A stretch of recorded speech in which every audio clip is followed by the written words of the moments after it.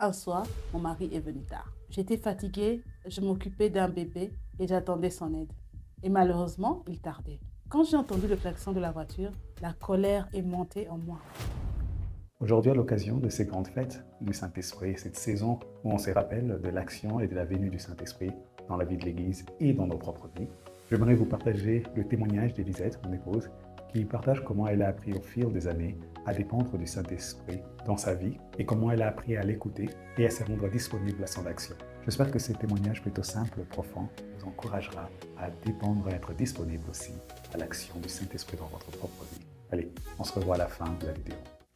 Depuis longtemps, j'ai expérimenté le Saint-Esprit comme une aide dans ma vie. Jésus nous dit qu'il ne nous laissera pas seuls, mais il nous enverra un paraclet, une aide, un consolateur. Mon expérience avec Dieu s'est généralement fait progressivement. Quand j'étais petite, je m'adressais à Dieu souvent comme Dieu le Père ou Jésus-Christ dans mes prières. Mais j'entendais souvent ma sœur, quand elle perdait quelque chose, demander l'aide du Saint-Esprit pour l'aider à le retrouver.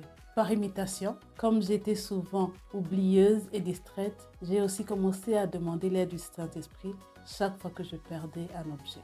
Et dans mes souvenirs, cela marchait. Alors, chaque fois que je m'adressais au Saint-Esprit, c'était souvent pour le demander de m'aider à retrouver un objet perdu. En grandissant, je me demandais si le Saint-Esprit ne pouvait m'aider qu'à retrouver des objets perdus.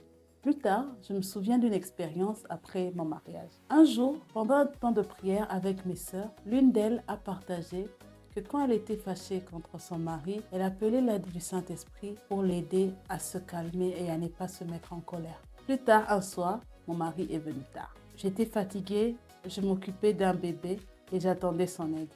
Et malheureusement, il tardait. Quand j'ai entendu le klaxon de la voiture, la colère est montée en moi. À ce moment-là, je me suis rappelée de ce que ma sœur m'avait raconté et j'ai demandé l'aide du Saint-Esprit. Et il est venu à mon secours.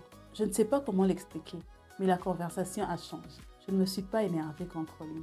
C'est seulement le lendemain que j'ai réalisé ce qui s'était passé. Je suis partie d'une situation où j'étais vraiment énervée à une situation où je n'étais plus énervée. Et j'ai compris que le Saint-Esprit m'avait aidée encore une fois. Je me souviens aussi d'une autre situation où j'avais subi une injustice au travail il y a quelques années. J'étais vraiment fâchée contre la personne qui en était la cause. Habituellement, j'ai la grâce de ne pas garder rancune et de passer au-delà des situations. Mais cette fois-ci, je n'y arrivais pas. Alors encore une fois, j'ai appelé le Saint-Esprit à mon secours. Et après une certaine période, la rancune a quitté mon cœur. Là aussi, je ne l'ai réalisé qu'après. De manière générale, j'ai appris à appeler le Saint-Esprit quand j'avais besoin d'une aide au-delà de mes limites humaines.